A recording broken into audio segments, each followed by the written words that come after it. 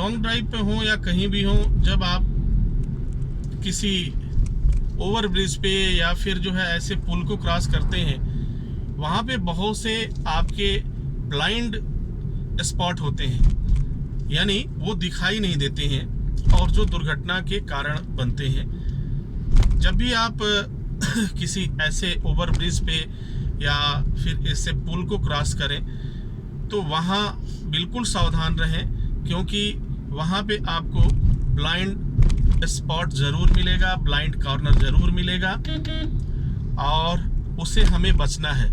और उससे कैसे आप बच पाएंगे ये आपके ऊपर निर्भर करता है, कैसे मुझे करना है।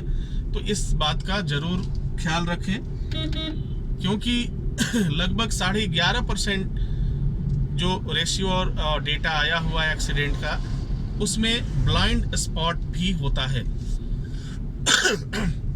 वे ब्लाइंड स्पॉट जो हमें दिखाई नहीं देते हैं। यहाँ ब्लाइंड स्पॉट का जो मेरा मतलब है, जो हमें दिखाई नहीं दे रहा है, सामने से जो कुछ दिख रहा है उसके अकॉर्डिंग हम ड्राइव करते जा रहे हैं, लेकिन सडनली कुछ ऐसी चीज़ें होती हैं जो हमें नहीं दिख पाती हैं, विजिबल नहीं हो पाती हैं, जिनके वजह से गाड़ी डिसबैलेंस हो जाती है और फिर जो है हम दुर्घटना के शिकार हो जाते हैं।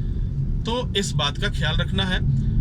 बहुत छोटी छोटी बातें हैं, बहुत मामूली बातें हैं जिसका ख्याल हमको रखना पड़ेगा, और अगर हम इस बात का ख्याल रखते हैं तो हम बच पाएंगे, सेफ रह पाएंगे, हमारी कार सेफ रह पाएगी, आप सेफ रह पाएंगे और आपके अपने सेफ रह पाएंगे।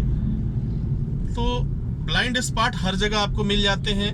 उन ब्लाइंड स्पॉट कभी कभी आपके गाड़ी चलाते समय भी मिल जाता है। अगर आपने अपना साइड मिरर सेट नहीं किया है, उसको भी अच्छी तरह से सेट कर लें। इन छोटी छोटी बातों को अगर आप ख्याल रखते हैं तो निश्चित रूप से आप बहुत अच्छा कर पाएंगे, बहुत अच्छा परफॉर्म कर पाएंगे, बगैर किसी रिस्क का, बगैर किसी एक्सीडेंट का। तो आई होप कि आप इस बात को समझ पा रहे होंगे। Long drive stay and food का मकसद ही है कि एक्सीडेंट रेट को कम करना। जी हाँ, और एक्सीडेंट रेट कम तभी होगा जब आप जागरूक होंगे, जब आप सावधान होंगे, जब आपको हर एक बात की जानकारी होगी, और जब आप अवेयर होंगे, जब आप जागरूक होंगे, तो डेफिनेटली इसमें जो है इजाफा नहीं होगा, क्योंकि हम जब सावधानी से वर्क करेंगे तो एक्सीडेंट के चांसेस हमारे पास बहुत कम हो जाएंगे, हमें कोई प्रॉब्लम नहीं होगा, हम सेफ भी रहेंगे, हमारी गाड़ी भी सेफ रहेगी।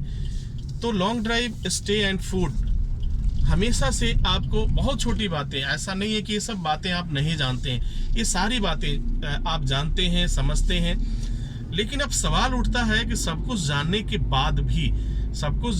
बाद भी ये घटनाएं क्यों हो जाती हैं। ये अपने आप में एक बड़ा प्रश्न है कि इतना होने के बाद भी ये सब चीज़ें क्यों हो पा रही हैं।